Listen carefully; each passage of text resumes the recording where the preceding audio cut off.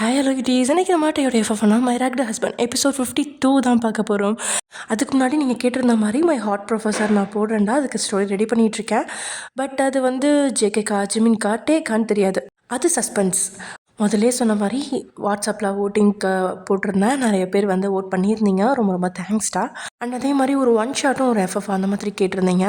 So one shots ready பண்ணிகிட்ருக்கேன். இப்போ கூட ஒரு என்ன சொல்கிறது, ஃபர்ஸ்ட் நைட் அப்படின்னு சொல்லிட்டு ஒரு டாப்பிக்கில் அது ஒன் ஷாட்டாக கொண்டுட்டு போகலாமா இல்லை எஃப்எஃபாக கொண்டுட்டு போகலாமா அப்படின்ற மாதிரியே வந்து யோசிச்சுட்ருக்கேன். அதாவது இன்று முதல் இரவு அப்படிங்கிற மாதிரி தான். அப்படி எஃப்எஃபானாலும் ஒரு மினி எஃப்எஃபா லைக் ஒரு 2 or 3 எபிசோட்ஸ் வர மாதிரி போடலாமான்னு யோசிச்சுட்ருக்கேன். உங்களோட கமெண்ட்டை கீழே பின் பண்ணுங்கள். ஓகே ஃப்ரெண்ட்ஸ், வாங்க நம்ம வீடியோக்குள்ளே போடலாம். லாஸ்ட்டாக எத்தனை முடிச்சிருந்தோம் அப்படின்னா, டேயோட கையில் இருக்க காயத்தை பார்த்து லக்ஷ்மி டாக்டரை கூப்பிட்டு கட்டுப்போட வைக்க, அப்படியே லக்ஷ்மி அந்த டாக்டர் ஏதோ வேணும்னு சொல்லி சமையல் கட்டுக்கு அனுப்பி வச்சுட்டு அப்படியே டேயோட முகத்தை பார்க்குறாங்க. அவன் கண்ணில் நிம்மதியும் தூக்கமும் இல்லை அப்படிங்கிறது அந்த டாக்டருக்கு புரிய அவனை பார்த்து வேதனை வரல, முதல் முறையாக கொஞ்சம் சந்தோஷம் வர மாதிரி இருக்குது. அது ஏன்னு கேட்டால் அந்த டாக்டருக்கும் காரணம் சொல்ல தெரியாது. ஆனால் இதுதான் சந்தர்ப்பம், இன்றைக்காவது உங்களோட மனநிலையை பற்றி டேக்கிட்ட பேசணும் அப்படிங்கிற முடிவில் அந்த டாக்டர், சார் ரொம்ப பெயினாக இருக்கா அப்படின்னு கேட்க, நோ அப்படின்னு முகத்தை சொல்லிச்சுக்கிட்டு அந்த டாக்டரை ஒரு பார்வை பார்க்குறான். இந்த டாக்டர் ஒரு வகையில் டேயோட தூரத்து சொந்தக்காரி தான். அவள் பேர் துர்கா. டேயோட குடும்பத்தில் பொண்ணுங்களை பெருசாக படிக்க விட மாட்டாங்க. துர்காவோட கணவர் கொஞ்சம் வித்தியாசம்தான். கல்யாணத்துக்கு அப்புறம் தான் இவளை படிக்க வச்சு டாக்டர் ஆக்கியிருக்கான். எல்லாரும் கல்யாணம் பண்ணால் உடனே குழந்தைய எதிர்பார்ப்பாங்க. ஆனால் துர்காவோட கணவர் அப்படி இல்லை. அவளுக்கு கல்யாணம் ஆகி 7 வருஷத்துக்கு அப்புறம் தான் முதல் குழந்தை பிறந்துச்சு. 2 பேருமே அவ்வளோ வருடம் குழந்தை வேணாம், வீடு கடன் சுமை அப்படின்னு எல்லாத்தையுமே ஓரம் கட்டிட்டு அதுக்கப்புறம் தான் குழந்தைய பற்றி யோசிச்சாங்க. இப்போது அவளோட வயிற்றில் 2வது குழந்தை இருக்குது. 3 மாதத்துக்கு முன்னாடி தான் ஒரு ஆக்சிடெண்ட்டில் ஒரு காலை மொத்தமாக இழந்துட்டான் துர்காவோட கணவன். இப்போ துர்கா தான் படித்த படிப்பையும் வேலையும் வச்சு மொத்த குடும்பத்தையும் பார்த்துட்ருக்கா. அவளோட கணவரும் வீட்டில் இருந்தபடியே லேப்டாப்பில் வேலைகளை பார்க்க தான் செய்கிறான். இவளை சுனில் ரங்கநாதன் பாலகிருஷ்ணா எல்லாமே அப்பப்போ கேவலப்படுத்துவாங்க. பொண்ணுனா வீட்டில் ஒழுக்கமாக இருந்து குழந்தைய பெற்றுக்கிட்டு புருஷன் சந்தோஷப்படுத்தணும், அதை விட்டுட்டு கழுத்தில் ஒரு கயிறை மாட்டிட்டு வேலைக்கு போகிறா பாரு. குழந்தை பெற்றுக்காமல் ஜாலியாக சுற்றுதுங்க. வயசான காலத்தில் குழந்தை கிடைக்காது, அப்போ தெரியும். இவன் புருஷனை பார்த்தியா, பொண்டாட்டியை வேலைக்கு விட்டு பணம் சம்பாதிச்சு சுகிச்சு வாழ்கிறான். இப்படியெல்லாம் ஒரு வாழ்க்கையை வாழ்கிறதுக்கு பேசாமல் செத்து போனான். ஏற்கனவே ஒரு பொட்டை பிள்ளையை பற்றிட்டா, இனி வயிற்றில் இருக்கிறதும் பொட்டை பிள்ளையாக இருக்குமோ என்னவோ. பொண்ணாக இருந்துச்சுன்னா ஒழுங்காக குழந்தைய களைச்சி விட்டுடு அப்படின்னு டேயோட காது கேட்கவே பல முறை துர்காவை அவங்க கேவலப்படுத்தியிருப்பாங்க. ஆனால் அவள் இன்றைக்கு வரையும் யாரையும் எதிர்த்து பேசினதே இல்லை. டாக்டர் அப்படிங்கிறதுனால எல்லாத்தையும் பொறுமையாக தான் கையாண்டு எல்லாத்தையுமே சிறப்பாக செய்வாள். இதுபோல் யாராவது பேசினாலும் ரோட்டில் போகிற கண்ட கண்ட நாய்களுக்கெல்லாம் பதில் சொல்ல போனால் வாழ்க்கை நல்லா இருக்காது. அவளோட வாழ்க்கை அவளுக்கு பிடிச்சிருக்கு, அது போதும் அப்படிங்கிற வாழ்பவள் தான் அந்த துர்கா. அவளே சில நொடி பார்க்கும்போது நீங்களும் படிக்கணும் அப்படின்னு ஆசைப்பட்ட விஷயங்கள் கண் முன்னாடி வந்து போகுது. அவனுக்கு உங்களை படிக்க அனுப்புறதுல பிரச்சனை இல்லை. ஆனால் படிக்க போனால் பொண்ணுங்க சுயமாக இருக்கணும்னு விரும்புவாங்க, தன்னை விட்டு போயிடுவா அப்படின்னு என் குடும்பத்து ஆண்கள் சிறு வயதிலேயே அவனோட மூளையை அதுக்கேற்றபடி தயார் செஞ்சுட்டாங்க. இனி அது மாறாது. இதனால தான் அவன் அத்தனை அழுத்தம் காட்டி உங்களை படிக்க அனுப்பாமல் இருக்கான்.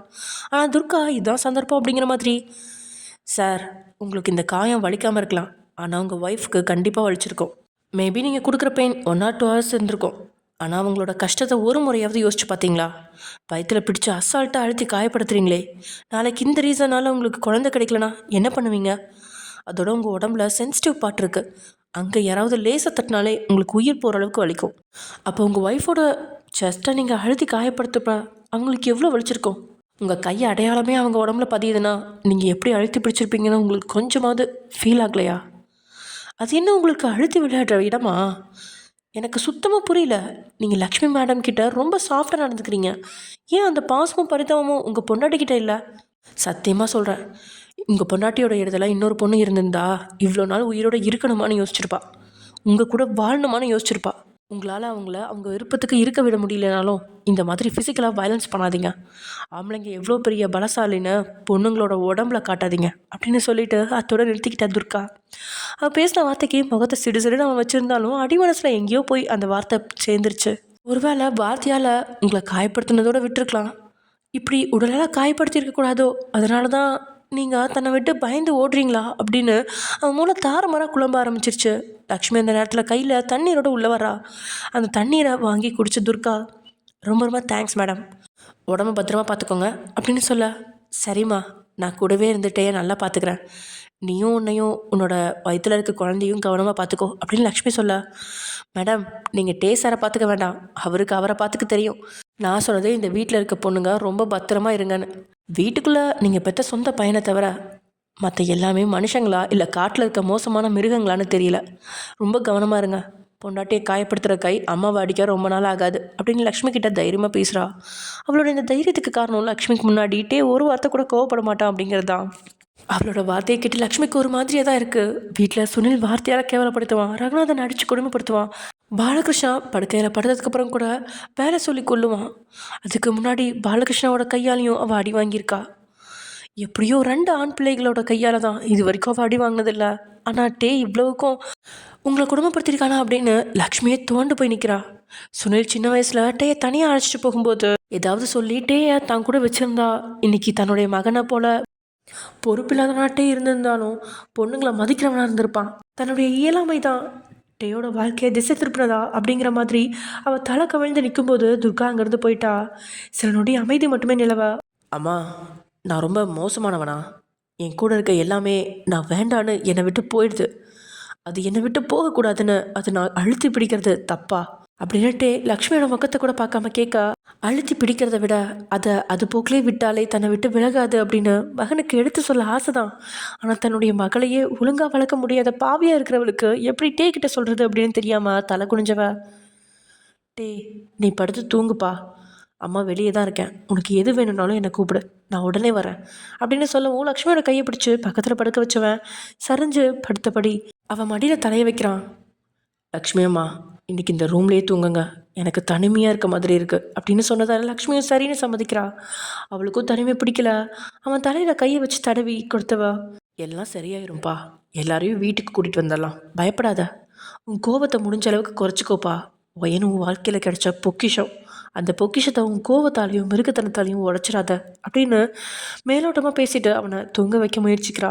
அவனும் கண்களை மூடி ரொம்ப நேரமாக தூங்க முயற்சிச்சு தோற்றவனா, நான் ஏன் இப்படி இருக்கேன்னு எனக்கு தெரியல, யாருக்குமே என்னை பிடிக்கல உங்களை தவிர, அவள் கூட சந்தோஷமாக வாழ ஆசைப்பட்டேன், ஆனால் அவள் என்னை தொடவும் விட மாட்டேங்கிறா, நெருங்கவும் விடலை, என்னை பார்த்து அவள் பயந்து ஓடுறா, அவள் என்னை விட்டு போயிடுவாளா அப்படின்னு புலம்பிக்கிட்டே கிடந்தவன் 3 மணிக்கு அப்புறம் தான் எப்படியோ மாத்திரையை சாப்பிடாமலேயே லக்ஷ்மியோட மடியிலே தூங்கிட்டான். அவன் தூங்குற வரைக்கும் தூங்காமல் கண்களை மட்டுமே மூடி கிடந்தவ அவன் தூங்கினதுக்கப்புறம் அவனை மடியிலேருந்து சரிச்சு கீழே படுக்க வச்சவ அவனுக்கு ஒரு போர்வையை போர்த்தி விட்டுட்டு அவன் பக்கத்துலேயே படுத்து தூங்கிட்டா. இப்படியே டைம் ஸ்கிப் ஆகுது. மறுநாள் காலையில் கோர்ட்டுக்கு முன்னாடி நீங்கள் சுனில் ரகுநாதன் 3 பேரும் வந்து சேர்றதுக்கு முன்னாடி டேயும் மேனேஜரும் வந்துட்டாங்க. போலீஸ்காரங்க அவங்கள அழைச்சிட்டு போக, டே எப்படியாவது எங்களை வெளியே எடுத்துருப்பா, ஜெயிலில் இருக்க முடியல, எப்படியெல்லாம் வாழ்ந்துனாங்க, இப்போ எவ்வளோ கஷ்டப்படுறோம் தெரியுமா, எல்லாம் அந்த ஜிமினோட பொண்டாடி தியாவால் தான் வந்துச்சு, அவளை முதல்ல ஏதாவது பண்ணு அப்படின்னு சுனில் சத்தம் போட அங்கே இருக்க போலீஸ்காரங்க பேச விடாமல் சுனிலையும் ரகுநாதனையும் அங்கேருந்து அழைச்சிட்டு போயிட்டாங்க. அவங்களுக்கு பின்னாடி தான் பெண் காவலாளிகள் கையில் விளங்க மாட்டி உங்களை அழைச்சிட்டு போக, நீங்கள் தலை நிமிர்ந்துட்டே பார்க்கவே இல்லை, நீங்கள் பேசின பேச்சுக்கு டேயோட பக்கத்தில் போனாலே தூக்கி போட்டு மிதிக்க வாய்ப்பு இருக்குது அப்படின்னு உங்களுக்கு நல்லா தெரியும். அப்படிங்கிறதால தலையை கவிழ்ந்துக்கிட்டே அப்படியே அந்த போலீஸ்காரங்க கூட போயிட்டீங்க.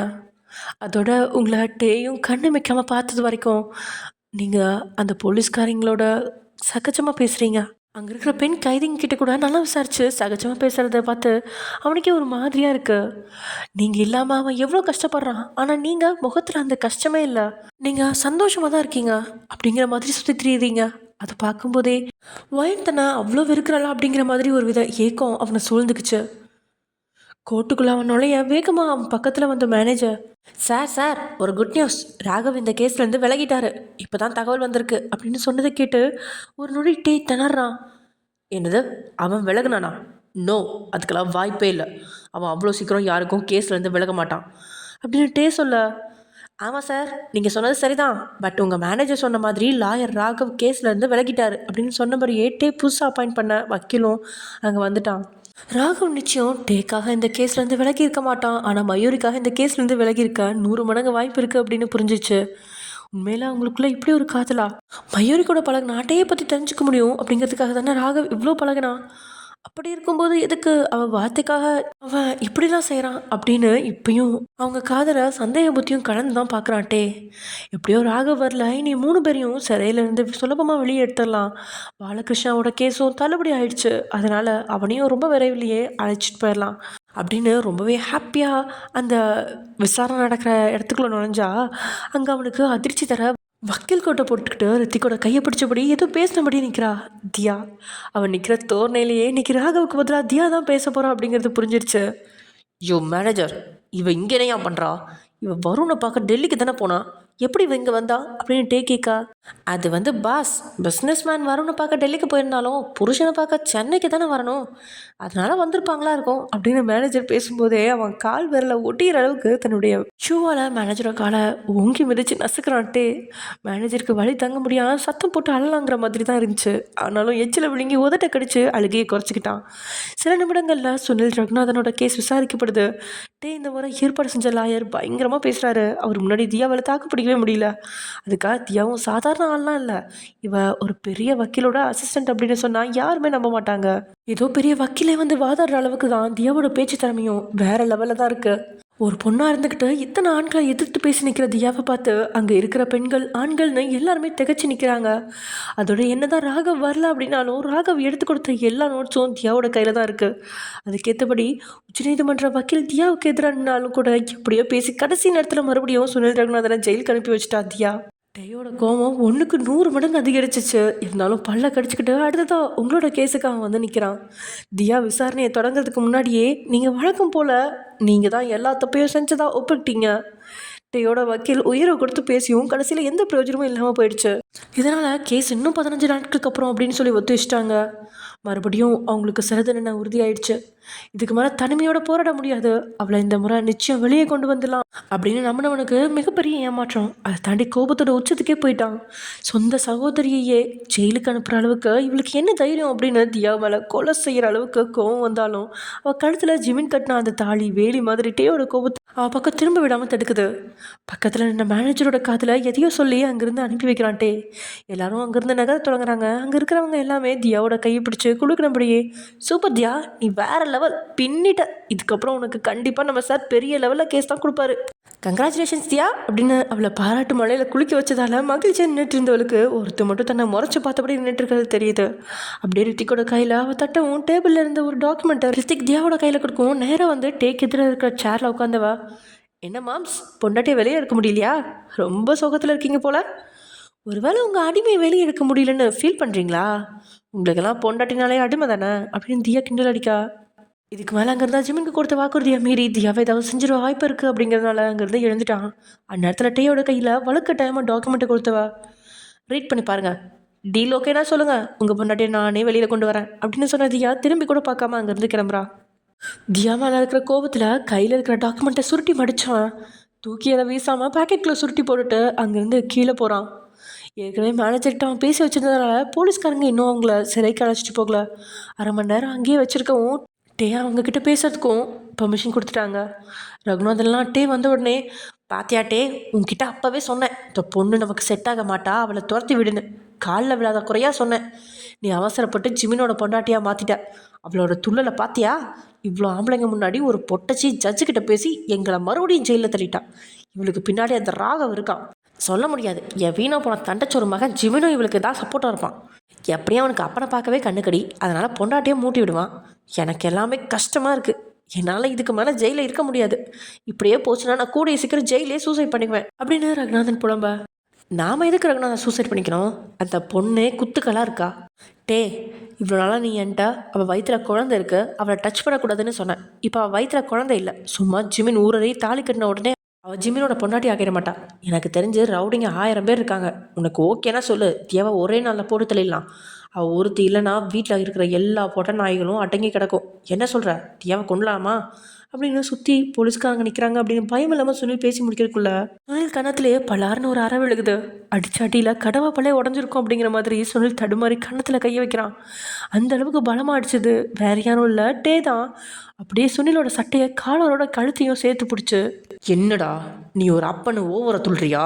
மூடிக்கிட்டு நீங்கள் 2 பேரும் எப்படிப்பட்ட கேக்குன்னு எனக்கு நல்லா தெரியும். நீ எனக்கு தெரியாமல் ஏதோ பிஸ்னஸ் மேன் கூட டீலிங் எல்லாம் வச்சுருக்க தொடங்கியிருக்க. அப்புறம் சித்தப்பா, நீ சொந்த கம்பெனிலேயே பணத்தை ஆட்டை போடுற அளவுக்கு வளர்ந்துட்டியா? உங்கள் 2 பேரால் தான் நான் நேர்மையாக சம்பாதிச்ச சொத்து என் கையை விட்டு போக போகுது. இத்தனை வருஷமாக நான் சேர்த்து வச்ச குடும்பத்தோட மானமும் உங்கள் 2 பேரால் தான்டா காற்றுல பறக்குது. நான் இருக்கிற கோவத்துக்கு எப்போது தியாவை கண்டந்துரமாக வெட்டி போட்டிருப்பேன். ஆனால் இன்னும் பக்கம் திரும்பி பார்க்காம இருக்கிறதுக்கு பின்னாடி 1000 காரணம் இருக்குது. எனக்கு உங்கள் 2 பேரை விட என் தம்பி ஜிமின் ரொம்ப முக்கியம். அவனுக்கு நான் வாக்குறுதி கொடுத்துருக்கேன். தியாவை யாரும் டச் பண்ணக்கூடாது. நல்லா ஞாபகம் வச்சுக்கோங்க. மீறி தியாவுக்கு ஏதாவது ஒன்று ஆச்சுன்னா எல்லாரையும் என்ன பண்ணுவேன்னு தெரியாது. ஒழுங்காக கிளம்புங்க. அடுத்த இயரிங்கில் வெளியெடுக்க ட்ரை பண்ணுறேன் அப்படின்னுட்டே கோவத்தில் மிருகமாகவே மாறிட்டான். டே உசுப்பேத்தி தியாவை போட்டு தள்ளலாம், பிரச்சனை பாதி முடிஞ்சிடும் அப்படின்னு 2 பேரும் மனக்கோட்டை கட்ட டேயோட வார்த்தையால் அவன் தியாவை யாரையும் நெருங்க விட மாட்டான் அப்படிங்கிறது புரிஞ்சிருச்சு. எல்லாத்தையும் விட மகனோட கையால் இத்தனை பேர் முன்னாடி அடி வாங்கினதும் கொஞ்சம் அசிங்கமாக தான் இருக்குது. ஆனால் இப்போதைக்கு வெளியே எடுக்க டேயை தவிர வேறு யாரும் இல்லை அப்படிங்கிறதுனால 2 பேரும் அமைதியாக அங்கேருந்து கிளம்பிட்டாங்க. அப்போது மேனேஜர் மட்டும் நின்றுட்டுருக்கா. ஓயனுங்க அப்படின்னு டே கோமா கேட்கா. சார் அந்த ரூமுக்குள்ளே நிற்கிறாங்க, கூப்பிடவா அப்படின்னு கேட்டு முடிக்கிறதுக்குள்ள டே அந்த ரூமுக்குள்ளே நுழையிறான். போன முறை நீங்கள் சொன்ன அதே வார்த்தையை சொல்லி மறுபடியும் ஜெயிலே தங்க நினைக்கிறத ஏற்றுக்கவே முடியாமல் அப்படியே உள்ளே நுழைஞ்சவன் பயத்தோடு உட்காந்துருக்க அவங்கள பார்த்து வந்த வேகத்தில் அங்கே இருக்கிற ஒரு பெஞ்சை மொத்தமாக கவிழ்த்து போடுறான். அதில் பயந்து போன நீங்கள் சேர்லேருந்து எழுந்து பின்னோக்கி செல்ல நீங்கள் உட்காந்துட்டு இருந்த சேரையும் தூக்கி ஒரே அடியால் அடித்து உடச்சிட்டான்.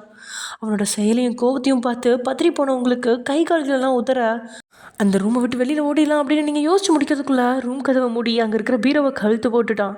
இதில் கதவு மொத்தமாக லாக் ஆகிடுச்சு. இனி அந்த பீரோவை நகர்த்தினா மட்டும்தான் கதவை திறக்க முடியும் அப்படிங்கிற நிலைமைக்கு வந்துருச்சு. ஏற்கனவே வெளியே டே போட்டுட்டு இருந்த சத்தம் கொஞ்சம் உங்கள் காதலையும் கேட்டிருக்க. இப்போ அவன் நடந்துக்கிற விதம் அப்படின்னு எல்லாமே உங்களோட தைரியத்தை நொறுக்கி பயத்தை உருவாக்குது. ஏன்னோ ஜெயிலில் இருக்கிற போதெல்லாம் அங்கே இருக்கிற பொண்ணுங்க போல் தானும் ஒரு பெரிய தைரியசாலியாக இருக்கணும் அப்படின்னு நினைப்பீங்க. ஆனால் டேயோட முன்னாடி உங்களோட தைரியமெல்லாம் நாக்கில் பட்ட உப்பு மாதிரி கரைஞ்சு போகுது. சும்மாவே ஏதாவது செஞ்சு உடலை காயப்படுத்துவான். 15 நாட்களாக உடலில் எந்த காயமும் இல்லாமல் நிம்மதியாக இருந்த உங்களுக்கு இப்போ பயம் அதிகமாக தொத்திக்குது. உங்கள் மேலே இருக்கிற கோபத்தில் அங்கே இருக்கிற பெரும்பாலான பொருட்களை உடைச்சதோட பேப்பர்ஸ் வரைக்கும் கிழிச்சு போட்டு அந்த இடத்தையே அலங்கோலமாக்கிட்டான். அவன் சைடில் மொத்தமாக பயந்து போய் ஒரு மூலையில் சேலை இறுக்கி பிடிச்சபடியே நின்றுட்டு இருந்த உங்களோட கண்களில் கண்ணீர் தார தரையாக கொட்ட பேக்கெட்டில் இருந்த மொபைலை கையில் எடுத்தவன் மேனேஜரோட ரெண்டுக்கு ஃபோன் பண்ணி, உனக்கெல்லாம் அறிவு கெட்டு போச்சா? எல்லாரும் முன்னாடியும் என்ன கேவலப்படுத்த பார்க்குறியா? என்னால் நீ இல்லாமல் இருக்க முடியல. உன்னால் மட்டும் எப்படி இருக்க முடியுது? நான் என்ன உன் காலில் விழுந்து மன்னிப்பு கேட்கணும்னு நினைக்கிறியா? செத்தாலும் சரி, ஒரு விஷயத்த மட்டும் நல்லா ஞாபகம் வச்சுக்கோ. உன்னால் என்னை விட்டு போகவும் முடியாது, நான் போகவும் விட மாட்டேன். மீறி நீ போகணும்னு ஆசைப்பட்டா உன் கையால் என்னை நீ கொன்னுட்டு மட்டும்தான் போக முடியும். அடுத்த முறை இயரிங் நடக்கிறப்ப நீ வாயை திறந்து உன் மேலே தப்பு இருக்குன்னு ஒத்துக்கிட்டேன்னு வச்சுக்கோ. ஜோசப், நான் உன்னை என்ன பண்ணுவேன்னு தெரியாது அப்படின்னு சொல்லிட்டு காலை கட் பண்ண பேக்கெட்டில் மொபைலை வச்சவனோட வார்த்தைகள் தனக்காக வந்தது அப்படிங்கிறத புரிஞ்சுக்கிட்டு நீங்கள் பயந்து நடுங்கி நிற்கும் போதே அழுத்தமான காலடிகளை வச்சுட்டு மூலையில் நின்றுட்டுருக்கிறவங்கள நெருங்கி வர்றான் டே. ஆனால் அந்த ரூமுக்கு வெளியே நின்றுட்டு இருந்த மேனேஜரோ கையில் இருக்கிற மொபைலை வெறிக்க பார்த்தபடி, அட பாவி பாஸு, உன் பொண்டாட்டிக்கிட்ட நீ டைரெக்டாக பேசாமல் எதுக்கியா என்ன தூதுவ மாதிரி யூஸ் பண்ணுற? எதுக்கியா எனக்கு ஃபோன் பண்ணுற? நீ ரூமுக்குள்ளேருந்து போடுற சத்தம் இந்த கோட்டு முழுக்க கேட்டிருக்கோம். இதில் ஃபோன் பண்ணி வேற திட்டுறான் அப்படின்னு உள்ளுக்குள்ளே புலம்பிட்டாலும் அங்கே போலீஸ்காரங்க எல்லாத்தையும் சமாளித்து பணம் கொடுத்து யாரையும் அந்த ரூம் பக்கம் போகாமல் தடுத்துட்டான். உள்ளுக்குள்ளே நீங்கள் பயந்து செத்தே போயிட்டீங்க. அவனை பார்க்காத அந்த நாட்களில் தைரியமாக சுற்றி தெரிஞ்சிங்க. ஆனால் அவன் கண்ணு முன்னாடி இருக்கும்போது ஏன் உங்களுக்கு இந்த தைரியம் வரல அப்படின்னு உங்களுக்கே தெரியல. ஏன்னா அவன் கூட இருந்த அந்த 12 நாளில் தைரியம் அப்படிங்கிறது உங்களுக்கு வரக்கூடாது அப்படிங்கிற அளவுக்கு உங்களை மொத்தமாக அடிமைப்படுத்திட்டான். அதுலேருந்து நீங்கள் வெளியே வர பல வருடம் ஆகும் அப்படின்னு அவனுக்கு நல்லா தெரியும். இருந்தாலும் அவன் தான் முன்னாடி வந்து நிற்கவும் நீங்கள் பயத்திலேயே, என்கிட்ட தேவையில்லாமல் பிரச்சனை பண்ணாதீங்க, நான் ஜட்ஜையா கிட்ட சொல்லி உங்களையும் போலீஸில் பிடிச்சி கொடுத்துருவேன், நீங்கள் நினைக்கிற அளவுக்கு நான் சாதாரண ஆள் இல்லை அப்படின்னு நீங்கள் பேசிகிட்டு இருக்கும்போதே நீங்கள் சாஞ்சிருந்த மரபீரோவில் கையால் 2-3 முறை தாறு மரம் குத்துறான். அவன் ஏதோ தான் மேலே குத்துன மாதிரி அத்தனை பயந்து நடுங்கிட்டீங்க. நீங்கள் கொஞ்சம் தைரியத்தை இழுத்து பிடிச்சி பேசலாம் அப்படின்னு பார்த்தா இதுக்கு மேலே நீங்களே நினச்சாலும் உங்களுக்கு தைரியம் வராது அப்படிங்கிற அளவுக்கு பதறி போய் தரையில் உட்காந்து கால்களுக்கிடையே தலையை போச்ச நீங்கள். ப்ளீஸ் என்னை விட்டுடுங்க, எனக்கு இந்த வாழ்க்கையே வேணாம். அன்புக்கும் பாசத்துக்கும் ஆசைப்பட்டு நான் தெரியாமல் உங்களை கல்யாணம் பண்ணிக்கிட்டேன். காதலுக்கும் பாசத்துக்கும் ஆசைப்படுறேன் நான் எவ்வளோ பெரிய முட்டாங்கிறது இப்போ எனக்கு புரியுது. எனக்கு டிவோர்ஸ் தாங்க. எனக்கு உங்கள் சொத்து பத்து எதுவுமே வேணாம். எனக்கு என் பாட்டி மட்டும் போதுங்க. என்னால் நீங்கள் படுத்துகிற குறமையை தாங்கிக்க முடியல. உடம்பெல்லாம் வலிக்குது. நிம்மதியாக தூங்க முடியல. ஒவ்வொரு நிமிஷமும் பயத்தில் சாகிற மாதிரி இருக்குது. நீங்கள் வேறு பொண்ணை கட்டிக்கோங்க, என்னை மட்டும் விட்டுடுங்க அப்படின்னு நீங்கள் கத்தறி அழுதுட்டீங்க. அவன் உங்களை கொடுமைப்படுத்தும் போது அவனுக்கு பெருசாக எதுவுமே தெரியல. இதெல்லாம் பொண்ணுங்க தாங்கி தானே ஆகணும். ஆண்களுக்கு சேவை செய்ய தானே பொண்ணுங்களை படைச்சிருக்கான் கடவுள். ஆண்கள் வெளியில் வேலை செஞ்சு கஷ்டப்பட்டா பொண்ணுங்க வீட்டுக்கு வர ஆண்களுக்கு உடல் சுகத்தை கொடுக்கணும் அப்படின்னு டே குடும்பத்து ஆண்கள் அவன் இதயத்தில் வளர்த்து விட்ட மரம் மொத்தமாக சரிஞ்ச மாதிரி உணர்றான். நீங்கள் சொன்ன வார்த்தைகள், உங்களோட அழுகை அப்படின்னு எல்லாமே அவனோட செயல் உங்களை எப்படிப்பட்ட மன உளைச்சலில் தள்ளி இருக்குது அப்படின்னு சொல்லாமல் சொல்லிடுச்சு. அவனோட செயலால் தான் நீங்கள் தன்னை விட்டு விலக நினைக்கிறீங்க அப்படின்னு அவன் மனசால் ஏற்றுக்க முடியாமல் பைத்தியம் பிடிக்கிற மாதிரி நிற்கிறான். அவனுக்கு இப்போ இருக்கிற மனநிலைமையில் அப்பா, சித்தப்பா, தாத்தான்னு யாரை பற்றியும் யோசிக்க நேரம் இல்லை. எங்கே பார்த்தாலும் உங்களோட எண்ணம் அவனை நிம்மதியாகவே இருக்க விடல. உங்ககிட்ட அப்படி என்ன இருக்குது? எதுக்கு உங்கள் பின்னாடி மனசு இப்படி தடுமாறுது? நீங்கள் இல்லாததை ஏன் ஏற்றுக்க முடியல அப்படிங்கிற நிலமையில கோவமும் வேதனையும் ஒரே நேரத்தில் அவனை ஆட்கொள்ளுது. இதனால் தாறுமாறாக அந்த பீரோவில் ஓங்கி குத்துறவனோட செயலால் நீங்கள் முகத்தை கையால் மூடிக்கிட்டு இன்னும் அழுது முடிக்க மொபைல் எடுத்து ஜோசப்க்கு ஃபோன் பண்ணி, நீ இப்போ என்ன சொன்ன? தைரியம் இருந்தால் மறுபடியும் சொல்லி பார்ப்போம். நீ படிக்க ஆசைப்படாமல் என் விருப்பத்துக்கு இருந்திருந்தா நான் எதுக்கு உன்னை கஷ்டப்படுத்த போகிறேன்? நீ இல்லாமல் நான் எவ்வளோ கஷ்டப்படுறேன். என்னால் நிம்மதியாக தூங்க முடியல, ஒரு வேலையும் செய்ய முடியல. கண்ணை மூடி திறந்தாலே நீ தாண்டி வர. யார் கூடவும் ஒரு அளவுக்கு மேலே பழகக்கூடாதுன்னு நினச்சேன்னா பொண்டாட்டின்னு உன் கூட உரிமையாக பழகி துடிக்கிறேன். 15 நாளாக நான் எப்படி பைத்தியம் பிடிச்சனா சுற்றுறேன்னு எனக்கு மட்டும் தாண்டி தெரியும். எதாக இருந்தாலும் பொறுமையாக பேசிக்காம நீ எதுக்கு என்னை விட்டு விலக நினைக்கிற? ஒவ்வொரு தடவையும் நான் தெரியாமல் தப்பு பண்ணிட்டேன், இன்னொரு சந்தர்ப்பம் தாங்கன்னு வாய்க்கிலேயே என்கிட்ட கேட்பியே. எனக்கு இன்னொரு சந்தர்ப்பம் தர உனக்கு என்ன நோகுதோ சொல்லு ஜோசப் அப்படின்னு சத்தம் போட்டபடியே மறுபடியும் காலை கட் பண்ணுறான். தாறுமாறாக இன்னும் பல முறை பீரோவை குத்துறான். அவனோட சத்தத்தை கேட்டு பயந்து போனாலும் அவனோட தவிப்பும் உங்களுக்கு புரியுது. ஆனால் ஏதோ ஒரு தடுமாற்றத்தில் அவன்கிட்ட பேசாமல் தலையை நிமிந்து கூட பார்க்காம அழுதுகிட்டு இருந்த உங்களோட தலையில் ஏதோ விழுகிற மாதிரி இருக்கா. என்னென்னு புரியாமல் அப்படியே தலையை அண்ணாந்து நீங்கள் பார்த்தா அவன் குத்துன வேகத்தில் அவன் கையில் இருந்து ரத்தம் ஒடிஞ்சு உங்கள் முகத்தை மொத்தமாக நனைக்குது.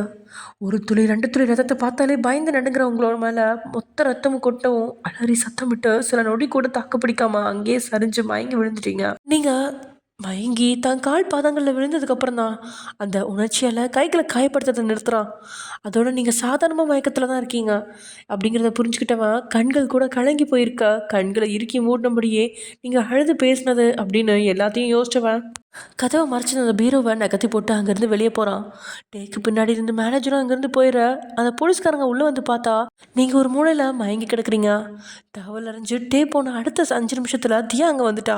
மயங்கி கிடந்தவளுக்கு போலீஸ்காரங்க முகத்தில் தண்ணி தெளித்து எழுப்பி விட்டுருக்க. ஒரு மூலையில் ரத்தம் படிஞ்ச முகத்தோட அழுதபடி நீங்கள் உட்காந்துட்ருக்க. உங்களை பார்த்த தியாவுக்கு வேதனையாகி போயிடுச்சு. அந்த கோவத்தில் போலீஸ்காரங்களை கண்டபடி திட்டுறா. உங்ககிட்ட யார்கிட்டே ஒய்யனை மீட் பண்ண பெர்மிஷன் கொடுத்தது? கோர்ட்கிட்ட இருந்து ப்ராப்பராக பெர்மிஷன் வாங்கிட்டு தானே அவங்கள மீட் பண்ண விட்டீங்க. அவன் என்ன பண்ணான்? எதுக்கு ஒயன் அழுகிறா? இது எல்லாத்துக்கும் காரணம் நீங்கள் தான். இன்றைக்கி உங்கள் எல்லார் மேலேயும் கேஸ் போடல, நான் தியா இல்லை அப்படின்னு அவன் போட்ட சத்தத்தில் போலீஸ்காரங்க கூட நடுங்கிட்டாங்க. கொஞ்ச நேரம் உங்கள் பக்கத்துலேயே இருந்து உங்களை சமாதானப்படுத்துகிறவன், அக்கா கவலைப்படாத, இன்னொரு 15 நாள் கூட நீ ஜெயிலில் இருக்க வேண்டியிருக்கும். அதுக்கப்புறம் நான் உன்னை வெளியே எடுக்க ஏதாவது பண்ணுறேன். அதோட டே உன்னை எதுவுமே பண்ணல, அவன் சும்மா சத்தம் போட்டுட்டு போயிருக்கான், நீ எதுவும் பயப்படாத அப்படின்னு உங்களை அவன் சமாதானப்படுத்த. ஆனால் நீங்கள் இன்னும் பயந்து போய் தியாவை இன்னும் அழுத்தி கட்டிப்பிடிச்சு 15 நாள் இல்லை 15 வருஷம் ஆனாலும் நான் ஜெயிலில் இருக்கேன், ப்ளீஸ் என்னை அவர் கூட அனுப்பாத, எனக்கு பயமாக இருக்கிற ஆசாத்தி, அவரோட குணம் மாறவே மாறாது போல இருக்குது அப்படின்னு கதறியலை. உங்களை நினச்சா பாவமாக இருக்குது. ஆனால் அதுக்காக ரொம்ப நேரம் உங்களை ஜெயிலில் வச்சுருக்க முடியாது. ஜெயிலேருந்து வெளியே கொண்டு வந்தா டே நிச்சயம் வீட்டுக்கு கூட்டிகிட்டு போயிடுவான். அப்புறம் டிவோர்ஸ் அப்படின்னு யோசிக்க போனால் ஜிமினுக்கும் தியாவுக்கும் பிரச்சனை வரும் அப்படின்னு எல்லா பக்கமும் ஒரு சில பிரச்சனை இருந்தாலும் எல்லாத்தையும் ஒரு கை பார்க்கலாம் அப்படிங்கிற தைரியத்தில் உங்களை சமாதானப்படுத்தி அங்கேருந்து அனுப்பி வைக்கிறாதியா. முன்னாடி கோவப்பட்டு கத்துனாலும் டேயால் நீங்கள் அவனை வெறுக்கிறத ஏற்றுக்கவே முடியாமல் தனிமையில் அன்னைக்கு உங்கள் கூட நேரத்தை செலவிட்ட பீச்சுக்கு தான் போகிறான். கையில் இருக்கிற காயத்துக்கு மருந்து போடாமல் அங்கேயே இருந்தபடி மொபைலில் மொத்தமாக சுவிட்ச் ஆஃப் பண்ணிட்டேன். மதியத்துலேருந்து நைட்டு வரைக்கும் தனிமையில் இருந்துட்டு அப்புறம் தான் வீட்டுக்கு கிளம்புறான். ஒன்றுமே சாப்பிடாம வெயிலில் உட்காந்துருந்து அவனோட முகமே ஒரு மாதிரியாக இருக்கா. அவன் வேறு நாளுக்கு நாள் ஒழுங்காக சாப்பிடவும் இல்லை தூங்கவும் இல்லை அப்படின்னு சுற்றி திரியிற டேயை பார்க்கவே லக்ஷ்மிக்கு வேதனை ஆயிடுச்சு. இருந்தாலும் மகனுக்கு ஜூஸை கொடுத்து அவனை வரவேற்று டே கவலைப்படாதப்பா அப்படின்னு லக்ஷ்மி பேச தொடங்கும் போது அவன் வாயில் கையை வச்சு தடுத்துவான். நான் ஒரு கையால் ஆகாதவன் லக்ஷ்மி அம்மா, என்னால் அவங்க யாரையுமே வெளியே கொண்டு வர முடியல. அவள் என்னை பார்த்தாலே பயப்படுறா. என் கூட இருக்கவே அவளுக்கு பிடிக்கல. இதுக்கு தான் நான் ஆரம்பத்தில் உங்ககிட்ட என் வாழ்க்கையில் யாரும் வேண்டாம், நான் இந்த தனிமையே செத்து போயிடுறேன் அப்படின்னு சொன்னேன். ஏன் என்னோடய பேச்சை நீங்கள் கேட்கல? எதுக்கு எனக்கு கல்யாணம் பண்ணி வச்சிங்க? நான் ஒரு மிருகமாகவே வாழ்ந்துட்டு போயிருப்பேனே. எதுக்கு என்ன மனுஷனை மாற்ற முயற்சி பண்ணுறீங்க? இப்போ என்னால் ஒரு மிருகம் மாதிரியும் யோசிக்க முடியாமல் மனுஷன் மாதிரியும் யோசிக்க முடியாமல் செத்துக்கிட்டு இருக்கேன் அப்படின்னு சொன்னபடி லக்ஷ்மியோட தோளில் தலையை சாய்க்கிறான். கோர்ட்டில் என்ன நடந்துச்சு அப்படின்னு வீட்டுக்கு வந்து மேனேஜரை துருவி துருவி கேட்டு லக்ஷ்மி எல்லாத்தையுமே தெரிஞ்சுக்கிட்டா. நீங்கள் என்ன மனநிலைமையில அப்படி சொல்லியிருப்பீங்க அப்படின்னு தெரிஞ்சும் நீங்கள் இப்படி சொல்லிட்டீங்களே அப்படின்னு உங்கள் மேலே லக்ஷ்மிக்கு கோபம் தான் எட்டி பார்க்குது. ஏன்னா மகன் மேலே இருக்க பாசம் மனசாட்சியை மறைச்சி வச்சு. என்னை மன்னிச்சிருப்பா, நீ சந்தோஷமாக வாழணும், உங்ககிட்ட இருக்க கொடூரமான குணம் எல்லாம் குறையணும், நீ தனிமையை விட்டு வெளியே வரணும் தான்ப்பா உனக்கு கல்யாணம் பண்ணி வைக்க பார்த்தேன். அவள் ரொம்ப நல்ல பொண்ணுப்பா, இது மாதிரி ஒரு பொண்ணை தேடினா கூட கிடைக்காது. அவள் சின்ன பொண்ணுடா, ஏதோ தெரியாமல் பேசுகிறா, தப்பாக மட்டும் நினைக்காதப்பா அப்படின்னு லக்ஷ்மி கண்ணீர் வடித்தபடி சொல்கிறா. ஆனால் லக்ஷ்மியை விட்டு விலகி அவள் கண்களில் வடித்த கண்ணீரை துடைச்சி விட்டுவேன். ஓகே, உங்களுக்காக நான் என்னை மன்னிச்சிடுறேன். நெக்ஸ்ட் டைம் கண்டிப்பாக நான் அவளை கூட்டிகிட்டு வருவேன், நீங்கள் கூலாக இருங்க அப்படின்னு சொல்லி எல்லா சோகத்தையும் தன கூட மறைச்சிட்டு சிரிக்கிறான்ட்டே. போலியான சிரிப்பு அவளுக்கு புரிஞ்சு அவளும் போலியாக தான் சிரிக்கிறா.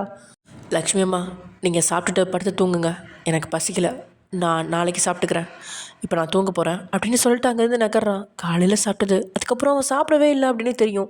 ரூமுக்குள்ளே போனாலும் தூங்கவே மாட்டான். நேற்றுக்கு மாதிரி தாறுமாற மாத்திரையை சாப்பிட்டு எங்கேயாவது விழுந்து கிடப்பான் அப்படின்னு வருத்தமாக இருந்தாலும் எதுவும் சொல்லாமல் லக்ஷ்மி அமைதியாக நிற்க. அங்கேருந்து போனவன் தன்னோட பெட்ரூம் கதவை திறக்கலாம் அப்படின்னு வரும்போது அவன் முதுகில் கையை வச்சு தட்டினபடியே நகர்ந்து போய் ஜிமினோட பெட்ரூம் கதவை திறக்கிறா. தியா 15 நாளைக்கு அப்புறம் இன்றைக்கி இந்த வீட்டுக்கு வந்தவ.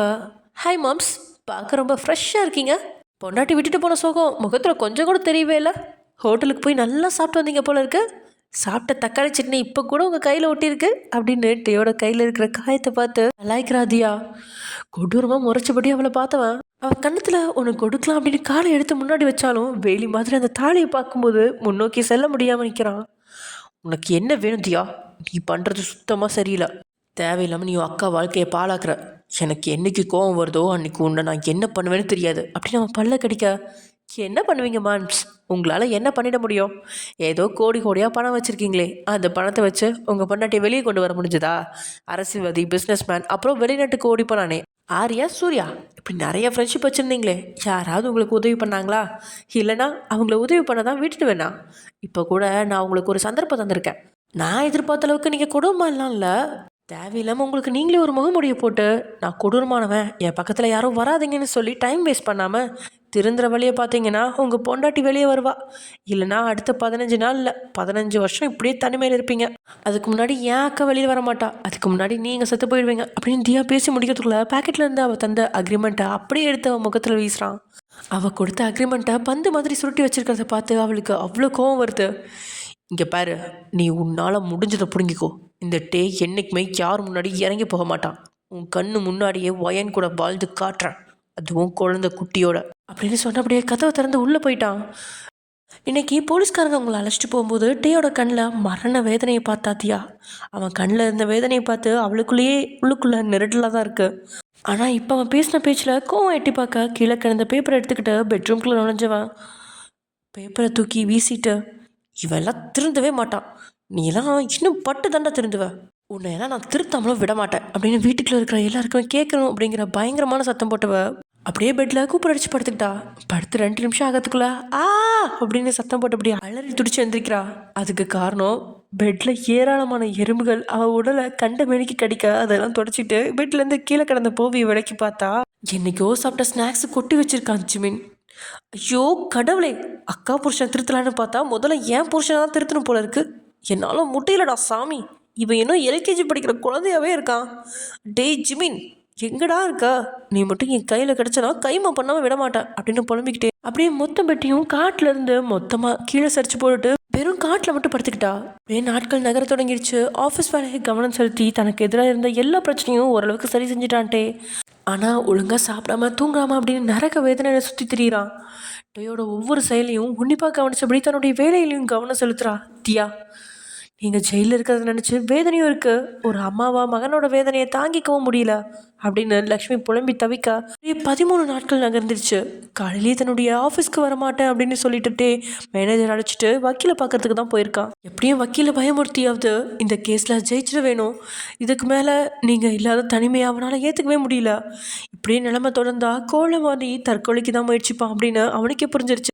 அதனால ஹைகோர்ட்டில் இருக்கிற ஒரு பெரிய வக்கீலை ஏற்பாடு செஞ்சது. அந்த வக்கீலை திட்டி திட்டி ஒரு நிமிஷம் ஓய்வெடுக்க விடாமல் 3 பேரையும் வெளியே கொண்டு வரதுக்கு தேவையான நோட்ஸ் எடுக்க வைக்கிறான். வக்கீலில் கண்ணீர் வடிக்காத குறையாட்டி அங்கேருந்து நகர்ந்த உடனே மேனேஜர்ட்ட, யோ உன் பாஸ் என்ன பைத்தியக்காரனா?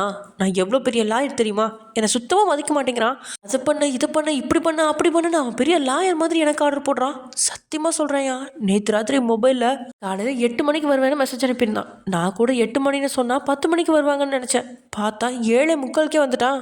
நான் இன்னும் பல்லு கூட தேய்க்கலையே, இந்த இடத்துல இருந்து நகர விட மாட்டேங்கிறான். உன் பாஸோட டார்ச்சல் தாங்கலையா அப்படின்னு அவ்வளோ பெரிய லாயரே கத்துற. இப்போ தான் என் பாஸை பற்றி தெரியுதா? நீயாவது பல்லு தான் தேய்க்கல, நான் எல்லாம் காலைல கக்க சூற போகல. என்னையும் உன்னை போல தான் இழுத்துட்டு வந்திருக்காரு. அவர் தர சம்பளத்தை மாதம் மாதம் ஹாஸ்பிட்டலில் கொண்டு போய் கொடுக்க வேண்டியதாக இருக்குது. தேவையில்லாமல் பேசி டைம் வேஸ்ட் பண்ணாமல் சீக்கிரம் ப்ரிப்பேர் பண்ணியா? நீ ப்ரிப்பரேஷன் முடிச்சாதான் நான் கொஞ்சம் ரிலீஃபாக வீட்டுக்கு போக முடியும். அதோட உனக்கு எதிராக வாதாட போகிறது ஒரு சாதாரண சின்ன பொண்ணு தான். பட் நீ மட்டும் தோத்தேன்னு வச்சுக்கோ, ஏற்கனவே 2 வக்கீல் அடிச்சு காலி பண்ணியிருக்காரு. நீ 3வது ஆள். என்ன நடக்குமோ என்னவோ அப்படின்னு ஜோசஃபும் பயமுறுத்த. என்னையா இப்படி பயமுறுத்துற? எனக்கு எதிராக ஒரு சின்ன பொண்ணு தான் மோத போகிறான்னு எனக்கு தெரியும். ஆனால் அவளுக்கு பின்னாடி ராகவங்கிற ஒரு மல்டி மூலக்காரன் இருக்காயா. அவன் கொடுக்குற பாயிண்ட்டு தான் அந்த பொண்ணு கோர்ட்டில் வந்து பேசுது. நான் என்னையா பண்ணுறது அப்படின்னு லாயர் புலம்பிட்டு இருக்கும்போது 2 புத்தகங்கள் பறந்து வந்து அவங்க 2 பேர் மேலே விழுகுது. 2 பேருமே பயந்துக்கிட்டு புக்கு வந்து விழுந்தது திசையை பார்க்க. அங்கிட்டே கையில் கத்தியோட நின்றுட்டுருக்கான். 2 பேர்த்துக்குமே பயத்தில் உயிரே போக. என்ன பண்ணிகிட்ருக்க? 2 மணி நேரம் வேஸ்ட்டாக போச்சு. சீக்கிரமாக பாயிண்ட் எழுது. நாளைக்கு மட்டும் நீ அவங்க 3 பேரையும் வெளியே கொண்டு வரலன்னு வச்சுக்கோ, உன் வீட்டையே மொத்தமாக பெட்ரோல் ஊற்றி கொளுத்திடுவேன். லாயரை மாட்டிட்டு எதோ புக்கெல்லாம் எடுத்து லாயருக்கு முன்னாடி தூக்கி போட்டு லாயர் மேனேஜர்னு எல்லாரையும் டென்ஷன் ஆக்கிட்டு இருக்கான்ட்டே. இன்னொரு பக்கம் தியா ரித்திக்கோட ஸ்கூட்டியில் போயிட்டுருக்கா. தியா அந்த அக்ரிமெண்ட்டில் சைன் பண்ணானா அப்படின்னு ரித்திக் கேட்க. அடப்போடா, அந்த ஆளுக்கிட்ட அக்ரிமெண்ட்டை கொடுத்தா அன்றைக்கி நைட்டே சுருட்டி என் மூஞ்சியில் வீசிட்டு போயிட்டான். எனக்கு தெரிஞ்ச அவன் என் அக்கா இல்லாமல் நல்லா கஷ்டப்படுறான். ஆனால் அவனோட ஈகோலேருந்து இறங்கி வரவே மாட்டேங்கிறான். சத்தியமாக எனக்கு அதை நினச்சாதான்டா கடுப்பாக இருக்குது. கொஞ்ச நாளைக்கு முன்னாடி ஜிமின் என்கிட்ட சொன்னான், என் அண்ணா அவரோட கர்வத்துலேருந்து இறங்கி வரமாட்டாருன்னு. அப்படி இறங்கி வரணும்னா அவர் உண்மையான பாசத்தை ஃபீல் பண்ணணுன்னு. யாராவது ஒரு பக்கத்தில் இருந்து அவருக்கு பாசத்தை கொடுத்துக்கிட்டே இருக்கணும். இப்போ தான் அவங்க மேலே அவனுக்கு கர்வம் வராது. இதில் எக்ஸாம்பிளுக்கு அவன் அம்மாவை வேறு சொன்னான். அவங்க அம்மா டேக்கு ரொம்ப பாசம் கொடுத்ததுனால தான் அவன் அவங்க அம்மாவுக்காக மொத்த குடும்பத்தையும் எதிர்த்து பேசுகிறானா. அப்படின்லாம் ஏதோ உளறான்டா அப்படின்னு தியா ரித்திக்கிட்ட சத்தம் போட. தியா எந்த பக்கம் போனாலும் கடைசியாக ஜிமின் பேரை சொல்லி முடிக்கிறதுனால ரித்திக்கோட முகம் முன்னாடி பொழுதுல மாறிடுச்சு. இருந்தாலும் காட்டிக்காம, ஜிமின் எங்கே இருக்காருன்னு கண்டுபிடிச்சியா? அதோட கொஞ்ச நாளாக பார்க்குறேன், நீ கழுத்தில் கிடக்கிற தாலியை போட்டிருக்க. ஜஸ்ட் ஒரு ப்ரொடெக்ஷனுக்கு தானே கட்டிக்கிட்ட, லைஃப் லாங் வச்சுக்கணுன்னு கட்டிக்கலையே அப்படின்னு அவன் தயங்கினபடியே கேட்க. ஒரு நொடியில் தியாவோட முகமும் அப்படியே வாடிடுச்சு. இன்னும் பலமுறை தாலி அவளுக்கு அவளே கட்டியிருக்கா. அன்னைக்கு போலீஸ் ஸ்டேஷனில் வச்சோம் அவன் கட்டும்போது அசால்ட்டாக கழட்டி கொடுத்தவளுக்கு எல்லாரும் முன்னாடி கட்டின தாலியை கழட்ட லேசாக தடுமாற்றம். அது ஏன்னு அவளுக்கே தெரியாமல் அவள் உட்காந்துட்டு இருக்கும்போதே அந்த வண்டி பெண் கைதிகள் இருக்கிற ஜெயிலுக்கு முன்னாடி வந்து நிற்குது. தன்கிட்ட அனுமதி கடிதத்தை வச்சு உள்ளே நுழைஞ்சுவ ரித்திக்கே அழைச்சிட்டு உங்களை பார்க்கறதுக்காக போனபடியே, ரித்திக் அக்கா வந்தால் பேசிட்டு இங்கே இன்னொரு கைதி இருக்காங்க, அவங்கக்கிட்ட பேசிட்டு வந்துடுறேன் அப்படின்னு தியா அங்கேருந்து போகவும், நீங்களும் கொஞ்சம் நேரத்தில் வந்துடுறீங்க. நீங்கள் ரித்திக்கை பார்த்தோன்னே அடையாளம் கண்டுபிடிச்சிங்க. ஒரு முறை ரித்திக் மட்டும் அவனோட ஃப்ரெண்ட்ஸ் எல்லாருமே வெக்கேஷனுக்காக அவங்க ஊருக்கு வந்திருந்தாங்க. அதனால் அவங்ககிட்ட கொஞ்சம் பழக்கம் இருக்குது. நல்லா இருக்கீங்களா ரித்திக் அப்படின்னு நீங்கள் பொண்ணுங்கை முகமாக கேட்க, நல்லா இருக்கேன், நீங்கள் எப்படி இருக்கீங்க அப்படின்னு அவன் கேட்க, நான் இப்போ ரொம்ப நல்லா இருக்கேங்க அப்படின்னு நீங்களும் சிரிச்ச முகமாக சொல்கிறீங்க.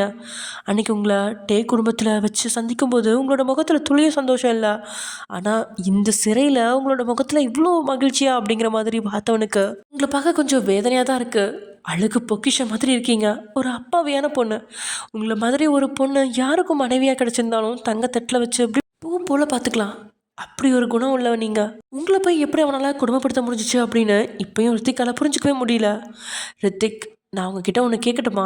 தப்பாக நினைக்க மாட்டிங்களா அப்படின்னு நீங்கள் தயங்கிப்படியே கேட்க. நோ, நீங்கள் என்ன கேட்டாலும் நான் தப்பாக நினைக்க மாட்டேன். ஏதாவது வாங்கிட்டு வரணுமா அப்படின்னு அவன் கேட்க. இல்லைங்க, நீங்கள் எதுவும் வாங்கலாம் வேண்டாம், எனக்கு தேவையானதான் இங்கேயே இருக்குது. அது தியாவை பற்றி தான் கேட்கலான்னு நினச்சேன். ஜிமினத்தான் தியாவை ரொம்ப நல்லா பார்த்துக்கிறாரா? 2 பேரும் ஒன்றா தான் இருக்காங்களா? ஹனிமூன் எல்லாம் போயிட்டாங்களா அப்படின்னு நீங்கள் கேட்ட வார்த்தை ரித்திக்கு ஹார்ட் அட்டாக்கே கொடுத்துருச்சு. அவனும் ஒரு தடையா தியாவை உயிருக்கு உயிராக காதலிச்சு தான் இருக்கான். காதலுக்கு ஒரு சந்தர்ப்பம் கிடைக்காம தடுமாறினவனுக்கு அவனுக்கு கல்யாணம் ஆனதையே ஏற்றுக்க முடியல. இதில் நீங்கள் கேட்குற வார்த்தை வேற அவனுக்கு நெஞ்சு வழியே வர வைக்க. அது எனக்கு அவ்வளோவா அவங்க பர்சனல் விஷயத்தை பற்றி தெரியாது. இருந்தாலும் இப்போதைக்கு நீங்கள் இதை பற்றி தியா கிட்ட கேட்காதீங்க ப்ளீஸ் அப்படின்னு ரித்திக் சொல்லும்போது தான் ஜிமினும் தியாவும் பிரிஞ்சிருப்பாங்களோ அப்படின்னு உங்களுக்கு உள்ளுக்குள்ளே கொஞ்சம் சந்தேகம் வருது. இந்த கேப்பில் தியா அங்கே வந்துடுற. ரித்திக், இதில் கொஞ்சம் திங்ஸ் எழுதியிருக்கேன், இது எல்லாத்தையும் வாங்கிட்டு வா அப்படின்னு சொன்னபடியே அவனை அங்கேருந்து அனுப்பி வைக்கிறா. தியாவை கட்டிப்பிடிச்சு அவள் கன்னத்தில் கிஸ் பண்ண நீங்கள். தியா, உனக்கு ஒரு விஷயம் தெரியுமா? நான் இத்தனை நாள் இங்கே வேலை பார்த்ததுக்கு எனக்கு சம்பளமாக 850 ரூபா கிடைக்க போகுது. அப்புறம் எனக்கு 5 ஃப்ரெண்ட்ஸ் கிடச்சிருக்காங்க தெரியுமா? அவங்களோட இன்ட்ரடியூஸ் பண்ணி வைக்கவா அப்படின்னு நீங்கள் ஆர்வமாக கேட்க, உங்களோட ஆர்வத்தை பார்த்து முகம் சொல்லிக்கிறா தியா. ஆரம்பத்துலேயே உங்களை படிக்க வைக்க மாட்டோம் அப்படின்னு சொன்னதுனால நீங்கள் பக்கத்தில் இருக்க ஃபேன்சி ஸ்டோரில் வேலைக்கு போகட்டுமா அப்படின்னு உங்கள் சித்தப்பா ஃபேமிலிகிட்ட காலில் விழாத குறையாக கேட்டீங்க. ஆனால் அவங்க தான் சம்பளம் இல்லாத வேலைக்காரியாக உங்களை அவங்க வீட்டில் 7 வருஷமாக பயன்படுத்தியிருக்காங்க. அப்படிப்பட்ட நீங்கள் முதல் முறையாக சம்பாதிச்ச பணத்தை நினச்சி மகிழ்ச்சியில் அப்படியே குதிக்கிறத தியாவாலையும் புரிஞ்சுக்க முடியுது. அக்கா, இதெல்லாம் ஒரு சம்பாத்தியமே கிடையாது. நான் உன்னை நிறைய படிக்க வச்சு பெரிய வேலைக்கு அனுப்புகிறேன். நீ கவலைப்படாத. அதோட உன் ஃப்ரெண்ட்ஸை பற்றி நான் கேள்விப்பட்டேன். அதில் 2 பேரை ஜெயிலுக்கு அனுப்பி வச்சதே நான் தான். அவசரப்பட்டு அவங்கக்கிட்ட என்னை பற்றி உளறி வைக்காத. அப்புறம் என் மேலே இருக்க கோவத்தில் உன்னை தான் தூக்கி போட்டு மிதிப்பாங்க அப்படின்னு தியா சொன்னதை கேட்டு உங்களுக்கு கண்வழிகள்லாம் பிதுங்குது. ஆத்தாடி, நல்ல வேலை இது வரைக்கும் நான் உன்னை பற்றி அவங்கக்கிட்ட வாயை திறக்கலை. அப்புறம் ராசாத்தி, உண்மையாகவே உன்னால் என்னை படிக்க வைக்க முடியுமா? காலேஜில் அட்மிஷன் நடந்துட்டுருக்கு, அதான் கேட்டேன் அப்படின்னு நீங்கள் கேட்க, முடியும் முடியும், ஆனால் கொஞ்ச நாள் ஆகும் போல இருக்குது. இடையில ஒரு ராட்சசன் வந்து தடுத்துக்கிட்டு இருக்கான் அப்படின்னு அவள் இன்டைரக்டாக சொன்னாலும் உங்களுக்கு நல்லா புரிஞ்சிருச்சு. ஒரு சில வினாடி தன்னை அறியாமலேயே நீங்கள் நினச்சி மௌனம் காத்துட்டு, அவர் எப்படி இருக்காரு? என் மேலே கோமா இருக்காரா? அவர் கையில் இருந்த காயம் சரியாயிடுச்சா அப்படின்னு தலை கவிழ்ந்தபடியே கேட்குறீங்க நீங்கள் அப்படி கேட்ட உடனே தியா உங்களோட சேலையை பிடிச்சி இழுக்க, அடி என்னடி பண்ணுற அப்படின்னு நீங்கள் சேலையை இழுத்து பிடிக்க, அது ஒன்றும் இல்லை, புருஷனை பற்றி பயங்கரமாக விசாரிக்கிறியே, அவன் உன்னை டார்ச்சர் பண்ண காயெல்லாம் சரியாயிடுச்சான்னு பார்த்தேன். கண்டவனுக்காக இறக்கப்படுறதுனால தான் எல்லாரும் உன்னை தூக்கி போட்டு மிதிக்கிறாங்க. உன்னை கொடுமைப்படுத்துறவன் எப்படி இருந்தால் உனக்கு என்ன? நீ கொஞ்ச நாள் உள்ளேயே கெட. இந்த டாக்குமெண்ட்டில் முதல்ல சைன் பண்ணு. அதோட நாளைக்கு கோர்ட்டில் வழக்கமாக சொல்கிற அதே டைலாக சொல்லிவிடு. இந்த முறை 3 மாதம் உன்னை ஜெயிலில் போடுவேன். அதுக்கப்புறம் ஏதாவது மாறுதானே பார்ப்போம் அப்படின்னு சொன்னபடியே பேப்பரையும் பேனாவையும் உங்கள் கையில் கொடுக்குறா. இன்னும் 3 மாதம் உங்களை ஜெயிலில் போடுவேன் அப்படின்னு தியா சொல்கிறத கேட்டு உங்களுக்கு வருத்தமே இல்லை. அவன் கூட இருந்த அந்த 12 நாள் தான் உங்களுக்கு வருத்தம். இப்போ சுதந்திரமாக தான் இருக்கீங்க அப்படிங்கிற மாதிரி டாக்குமெண்ட்டை கையில் எடுத்த நீங்கள் இங்கிலீஷில் எழுதியிருந்த அந்த டாக்குமெண்ட்டை மேலோட்டமாக வாயில் முணங்கி வாசிச்சுட்டு அதில் கையெழுத்தையும் போடுறீங்க. உங்களோட செயலை பார்த்து திகைச்சு போன தியா, அக்கா நீ இப்போ இந்த இங்கிலீஷை படிச்சியா? உனக்கு அவ்வளவா இங்கிலீஷ் வராதே. ஒரு 5 வார்த்தையை சேர்த்தி வாசிக்க சொன்னாலே ரொம்ப தடுமாறுவியே. உனக்கு எப்படி இங்கிலீஷ் இவ்வளோ அழகாக வருது? இது கூட பரவாயில்ல, நீ சும்மா ஒயன்னு தானே எழுதுவ, இப்போ என்ன இவ்வளோ அழகாக சைன் பண்ணியிருக்க அப்படின்னு தியா வியந்து போய் கேட்க, நீங்கள் அப்படியே மகிழ்ச்சியில் தாண்டவம் ஆடினபடியே அவளோட கையை பிடிச்சு, சைன் நல்லா இருக்கா? இதை எனக்கு அவர் தான் கற்று தந்தார். ஒரு நாள் என் பேரில் ஹோட்டல் வாங்கியிருக்கேன், நீ டாக்குமெண்ட்டில் சைன் பண்ணுன்னு சொன்னார். நானும் அவர் முன்னாடி சைன் பண்ணி கொடுத்தேன். உன் சைன் ரொம்ப கேவலமாக இருக்குது, உனக்கு நான் அழகாக சைன் போட கற்று தரேன்னு சொல்லி இந்த சைனை காட்டி தந்தார். அப்புறம் எனக்கு இங்கிலீஷ் வாசிக்க அவர் தான் சொல்லி தந்தார். தினமும் ராத்திரி 1 மணி நேரம் இங்கிலீஷ் சொல்லி தருவார். கொஞ்ச நாளைக்கு அப்புறம் எனக்கு கிராமர் சொல்லித்தர ஒரு டீச்சரையும் அப்பாயிண்ட் பண்ணலான்னு சொன்னார் அப்படின்னு நீங்கள் சொன்னதை கேட்டு தியாவுக்கு ஹார்ட் அட்டாக்கே வந்துடுச்சு. அக்கா, அவர் கற்று தந்தாருன்னு திரும்பி திரும்பி நீ யாரை சொல்கிற? எனக்கு புரியலை அப்படின்னு அதிர்ச்சியில் கண்களை விரிக்க, அவர் தாண்டி என் புருஷன் கற்று தந்தாரு அப்படின்னு நீங்கள் அசால்ட்டாக சொல்லவும் தியாவோட தலையே சுத்திருச்சு. தலைக்கால் புரியாமல் தன் கணத்தை தானே கிள்ளி வழியை உணர்ந்து இது பிரம்ம இல்லை அப்படிங்கிறத புரிஞ்சுக்கிட்டவ, என்னக்கா நீ விளையாடுறியா? தினமும் அவர் உன்னை கொடுமைப்படுத்துறாரு, அடிக்கிறாரு, உன் உடம்ப காயப்படுத்துறாரு, இப்படின்னு தானே என்கிட்ட சொன்னேன். நான் பார்த்த வரைக்கும் வந்தால் அப்படித்தானே பண்ணுறாரு. நீ என்ன புதுசாக ஏதோ சொல்கிற? உண்மையாகவே உனக்கு டே தான் இதெல்லாம் கற்று தந்தானா அப்படின்னு அவள் வியந்து கேட்க, அது அவர் என்ன முதல்ல காயப்படுத்துவார். அப்புறம் நான் கொஞ்ச நேரம் அழுதுட்டு அவர் மடியில் உட்காந்துருப்பேன். அந்த நேரத்தில் எனக்கு கொஞ்சம் கொஞ்சமாக கற்று தருவார். இல்லைனா வெளியில் ரெஸ்டாரண்ட்டுக்கு கூட்டிகிட்டு போய் அங்கே உட்கார வச்சு ஸ்கூல் டீச்சர் ஸ்டூடெண்ட்டுக்கு சொல்லித்தர மாதிரி தருவார். அப்புறம் இங்கிலீஷ் அழகாக கர்சிவ் ரைட்டிங்கில் எழுத சொல்லி தந்தார். டச் மொபைலெல்லாம் எனக்கு இப்போ யூஸ் பண்ண தெரியும். அவரோட மொபைலில் என்னோடய ஃபிங்கர் பிரிண்ட் தான் இருக்குது. அவர் ஆஃபீஸ் முடிச்சு வீட்டுக்கு வந்ததுக்கப்புறம் அவரோட மொபைல் தருவார். அதில் நான் கேம் விளையாடுவேன், வீடியோ பார்ப்பேன், ஷேர் மார்க்கெட்டோட வேல்யூ எப்படி கூடும் குறையுங்கிறத பற்றி சொல்லி தந்தார். மேக்கப் பொருள்லாம் எப்படி ஃபேஸில் அப்ளை பண்ணணும்னு ஒரு வீடியோவை பார்த்து சொல்லி தந்தார். கையில் நெயில் பாலிஷ் கூட எவ்வளோ அழகாக போடணும்னு சொல்லி தந்தார். ஒரு நாள் என் கையில் மெகந்தி கூட வச்சு தந்தார். அப்புறம் கொஞ்சம் நாளைக்கு அப்புறம் என்னை டான்ஸ்குள்ளே சேர்த்து விடலான்னு சொன்னார். ஜிமினா தான் டான்ஸ் ஆடுறதை பார்த்து எனக்கு டான்ஸ் ஆட ஆசையாக இருந்துச்சு. அதான் அவர்கிட்ட கேட்டேன், அடுத்த வருஷம் டான்ஸ் ஸ்கூலில் ஞாபகப்படுத்து, கண்டிப்பாக சேர்த்து விடுறேன்னு என் கையில் அடித்து ப்ராமிஸ் கூட பண்ணார் அப்படின்னு நீங்கள் சொல்லிக்கிட்டே போக தியாவுக்கு ஒன்றுமே புரியல. வெளியே இப்போ வரைக்கும் அவன் கொடுமைப்படுத்துனது மட்டும்தான் தெரியும். ஆனால் உள்ளுக்குள்ளே 2 பேர்த்துக்கும் இவ்வளோ நடந்திருக்கா? அவன் உங்களை சுதந்திரமாக இருக்க விடல அப்படின்னு யோசிச்சவளுக்கு அவன் உங்களுக்கு எல்லாத்தையும் கற்றுக் கொடுக்குறான் அப்படின்னு இப்போ தான் புரியுது. ஆனால் இப்போயும் ஒன்று மட்டும்தான் புரியல. உங்களுக்கு எல்லாமே கற்றுக் கொடுக்குறவன் எதுக்கு மனைவி சுதந்திரமாக இருக்கக்கூடாது, வெளியே போய் படிக்கக்கூடாது அப்படின்னு நினைக்கிறான்? அதோட உங்கள் மேலே அவனுக்கு ஏதோ ஒரு வகையில் பாசம் இருக்குது அப்படிங்கிறது அவனோட தனிமையிலையும் நீங்கள் இப்போது சொன்ன விஷயத்துலையும் ஐயாவாலே புரிஞ்சுக்க முடியுது. அப்புறம் எதுக்கு கொடுத்த ஆஃபரை அவன் ஏற்றுக்கல, அந்த அக்ரிமெண்ட்டை எதுக்கு சுருட்டி முகத்தில் வீசினான் அப்படின்னு புரியாமல் அவன் நின்றுட்டு இருந்தாலும் நீங்கள் சொல்கிறது எல்லாமே உண்மைதான். ஏன்னா இப்போ நீங்கள் ஒரு சில விஷயங்களில் வித்தியாசமாக இருக்கிறத தியாவும் கவனிக்கிறா. அழகாக ஸ்பூன் ஃபோர்க்குன்னு எல்லாத்தையும் வச்சு சரியாக சாப்பிட்றீங்க. ஒரு சில நாள் உங்களோட கையில் விதவிதமான டிசைன் போட்டு நெயில் பாலிஷ் போட்டு இருப்பீங்க. அதோட அவள் கண்ணு முன்னாடி இங்கிலீஷ் வாசிக்கவும் கையெழுத்து போட்டும் இருக்கீங்க. இதனால் மொத்தமாக குழம்பி நின்னவ அக்கா அவ்வளோதான் கற்றுத்தந்தாரா இல்லை இன்னும் ஏதாவது இருக்கா அப்படின்னு கேட்க, அவ்வளோதான் தியா கற்றுத்தந்தாரு, இந்த 10 நாளில் இவ்வளோ தான் கற்றுத்தர அவருக்கு டைம் கிடச்சிச்சு அப்படின்னு நீங்கள் சொல்ல, அக்கா உனக்கு அவரை பிடிச்சிருக்கா? நீ உனக்கே தெரியாமல் அவரை லவ் பண்ணுறியா? நான் ஏன் கேட்குறேன்னா, இத்தனை நாள் நீ டேயை பற்றி சொல்கிறப்ப உன் கண்ணில் கண்ணீர் வந்திருக்கு. ஆனால் இன்னைக்கு நீ இவ்வளோ நேரமாக சிரிச்சிட்டு இருக்க. எனக்கு என்னமோ நீ அவனை லவ் பண்ணுற மாதிரி ஃபீல் ஆகுது அப்படின்னு தியா கேட்ட வார்த்தையில் உங்களோட கண்கள் நொடி பொழுது கலங்குது. கல்யாணம் வேணும்னா அரேஞ்ச் மேரேஜாக இருக்கலாம், ஆனால் நீங்கள் ஏங்கினதெல்லாம் காதலுக்கும் பாசத்துக்கும் மட்டும்தான்.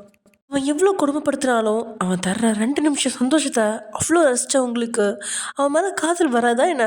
ஆனாலும் தயங்கிக்கிட்டே எனக்கு அவரை பிடிச்சிருக்கு தியா, ஆனால் அவர் கூட இப்போ வாழ்கிறதுக்கு விருப்பம் இல்லை. அவர் கூட இருந்தால் கொஞ்சம் வித்தியாசமாக இருக்கும், சந்தோஷமாகவும் சில நேரத்தில் இருக்கும். ஆனால் நிறைய நாள் அழதான் செஞ்சுருக்கேன். எனக்கு தைரியமாக அவர் கூட வாழ ஆசை இருக்குது. ஆனால் உன்ன மாதிரி எனக்கு தைரியம் இல்லை. நான் மொத்தமாக எங்கேயாவது ஓடி போய் யார் கண்ணிலையும் படாமல் மறைஞ்சு வாழலாமான்னு கூட யோசிச்சுட்டு இருக்கேன் அப்படின்னு அவள் தோல்லே சாஞ்சிட்டீங்க. உங்களோட இந்த வார்த்தையை கேட்டதும் பொறுப்பை பார்த்து ஒழிஞ்சு வாழ்கிற ஜிமினோட ஞாபகம் தான் வந்து போகுது. அரை மணி நேரத்துக்கு அப்புறம் வெளியே வந்தது யார் எத்திக்கூடாங்கிறத கிளம்பிட்டா. ஆஃபீஸ்க்கு போனதுக்கப்புறமும் நீங்கள் சொன்னதை நினச்சி அவளுக்கு ஒரே குழப்பமாயிடுச்சு. ஒரு பக்கம் தன்னோட அக்கா ஒழிஞ்சு வாழக்கூடாது, தைரியமாக வாழணும் அப்படிங்கிற எண்ணமும் இருக்குது. மனசுக்குள்ளே பாசத்தை வச்சிருக்கிற டே எதுக்கு அவளை குடும்பப்படுத்துகிறான் அப்படின்னு இன்னொரு பக்கம் குழப்பமாகவும் இருக்குது. அப்படியே எல்லாத்தையும் யோசிச்சுட்டு உட்காந்துட்ருக்க நேரம் போனதே தெரியாமல் நைட்டு வேலை வந்துருச்சு. தியா எவ்வளோ நேரம் இங்கே உட்காந்துருப்ப? உன் அக்காவோட கேஸ்க்கு தேவையான நோட்ஸ் எடுக்கிறேன்னு சொல்லிட்டு மத்தியானம் வந்த நீ இப்போ ராத்திரி 9 மணி ஆகுது, இவ்வளோ நேரம் இங்கே உட்காந்துருக்க அப்படின்னு உள்ள நுழைறா சீனியர் நிஷா மலர். அவளை பார்த்து யோசனையிலேருந்து வெளியில் வந்தவ, ஒன்றும் இல்லை சிஸ்டர் சும்மா தான் உட்காந்துருக்கேன் அப்படின்னு சொல்லி முடிக்கிறதுக்கு முன்னாடியே ரொம்பவே நம்பிட்டேன். என்ன உன் அக்காவை பற்றி யோசிக்கிறியா? நான் ஒன்று சொல்லட்டுமா? பேசாமல் உன் அக்காவுக்கும் மாமாவுக்கும் டைவர்ஸ் வாங்கி கொடுத்துட்டு உன் அக்காவை உன் விருப்பப்படி வாழவே, எல்லா பிரச்சனையும் முடிஞ்சிடும். நம்ம லாயர் தானே, நமக்கு டைவர்ஸ் எல்லாம் சாதாரண விஷயம்.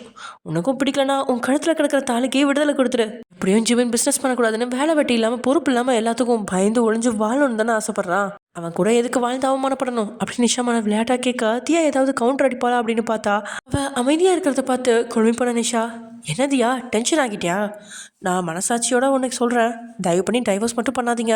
நிறைய பேர் டைவர்ஸ்க்கு வந்தாங்க, நானும் வாங்கி கொடுத்தேன். ஆனால் அவங்க இன்றைக்கி கஷ்டப்பட்டு வாழ்கிறத பார்க்குறப்ப கஷ்டமாக இருக்குது. உன் புருஷனும் அக்கா புருஷனும் செம்மையாக இருக்காங்க. ஒழுங்காக இருக்கிற பிரச்சனையை சரி பண்ணிவிட்டு 2 ஜோடியும் லைஃப்பை ஸ்டார்ட் பண்ணுங்கள். அப்புறம் உன் முன்னாடி இருக்க பேப்பரை ராகவ் சார் தான் தந்தார். நாளைக்கு கோர்ட்டில் என்ன பேசணுன்னு இதில் எழுதியிருக்கு, நீ இந்த நோட்ஸை ப்ரிப்பேர் பண்ணிட்டு போக சொன்னார் அப்படின்னு நிஷா சொல்கிறா. ராகவ் சார் வந்திருக்காரா? எங்கே அவர்? வெளியே தான் நிற்கிறாரா அப்படின்னு நான் கேட்டேன். கொஞ்ச நேரமாக வெளியே தான் நின்னாரு, இப்போ நிற்கிறாரான்னு தெரியல அப்படின்னு பேசி முடிக்கிறதுக்குள்ள வேகமாக எழுந்தவ வெளியே ஒழிப்பி பார்க்க அங்கே ராகவ் உட்காந்துருக்கான். என்னதியா உன் ஃப்ரெண்ட்ஸ் யாரும் வரலையா அப்படின்னு ராகவ் கேட்க, இல்லை சார் ரித்திக் ஒர்க் முடிஞ்சதை கூப்பிட சொன்னான், பட் நீங்கள் அந்த பக்கம் தானே போகிறீங்க, உங்கள் கார்லேயே வந்துக்கிறேன், போகிற வழியில் ட்ராப் பண்ணிடுங்க அப்படின்னு சொன்னபடி சீட் பெல்ட்டை போட்டுட்டான். அவன் இன்னொரு பக்கம் தான் போக இருந்தான். இருந்தாலும் இனி தியா தனிமையில் போக வேண்டி இருக்குமே அப்படிங்கிறதால தியாவை அழைச்சிட்டு அங்கேருந்து விரைய ஒரு கணால் அப்பப்போ ராகவாவை பார்க்க, தியா நான் ரொம்ப ஹேண்ட்ஸமாக இருக்கேன்னு எனக்கு தெரியும், அதுக்காக நீ இப்படியெல்லாம் சைட் அடிக்காத, எனக்கு கொஞ்சம் கூச்சமாக இருக்குது, எனக்கு கேர்ள் ஃப்ரெண்ட் இருக்குது, உனக்கு தெரியும் தானே அப்படின்னு கிண்டலாக கேட்க, ஆமாம் இவர் பெரிய மன்மது குஞ்சு, இவர் பின்னாடி பொண்ணுங்க அலையிற மாதிரி சொல்கிறீங்க, நான் ஒன்றும் அதுக்காக பார்க்கல. உண்மையிலே நீங்கள் அந்த பொண்ணு மயூரை லவ் பண்ணுறீங்களா? அந்த பொண்ணு ஒன்றும் சாதாரண பொண்ணு இல்லை, அவள் ஒரு பாடி கார்டு, என்னையே அசால்ட்டாக அடித்து போட்டுட்டா. அதுலேயும் என் ஃப்ரெண்டு சஜித் இப்படிலாம் அடிச்சிருக்கா தெரியுமா? அவளை கல்யாணம் பண்ணிக்கிட்டா நாளைக்கு ஏதாவது ஒரு பிரச்சனை வந்தால் உங்களை தூக்கி போட்டு மிதிப்பா. அப்புறம் நீங்கள் ஹாஸ்பிட்டலில் தான் கிடக்கணும் அப்படின்னு தியா ஏதோ சின்ன பிள்ளை மாதிரி கம்ப்ளைண்ட் சொல்கிறத பார்த்து ராகவுக்கு சிரிப்பு தான் வருது. ராகவ் சிரிக்கிறத பார்த்ததும் தியாவும் சிரிச்சபடி உட்காந்துட்டு இருக்கா. இங்கே கிம் இல்லத்தில் தியாவோட வருகையை எதிர்பார்த்து டே கோவத்தோடு உட்காந்துருக்கான். ஓகே ஃப்ரெண்ட்ஸ், இதோட இந்த எபிசோட முடிச்சுக்கலாம். இன்றைக்கி இன்னொரு வீடியோ வருமானு தெரியல. பிகாஸ் எனக்கும் கொஞ்சம் ஒரு மாதிரி டஸ்டல்ஜி மாதிரி வந்து வீசிங் மாதிரி ஆகிடுச்சு. இந்த வீடியோலேயும் உங்களுக்கு நல்லா தெரிஞ்சிருக்கும், அந்த மூச்சில் இருக்கிற சவுண்டு உங்களுக்கு கேட்டிருக்கோம். அப்படி ஏதாவது உங்களுக்கு டிஸ்டர்பாக இருந்தால் மன்னிச்சிக்கோங்க. நெக்ஸ்ட் எபிசோடில் தெளிவாக போட்டுறேன். ஓகே, பாய் ஃப்ரெண்ட்ஸ், பாய்.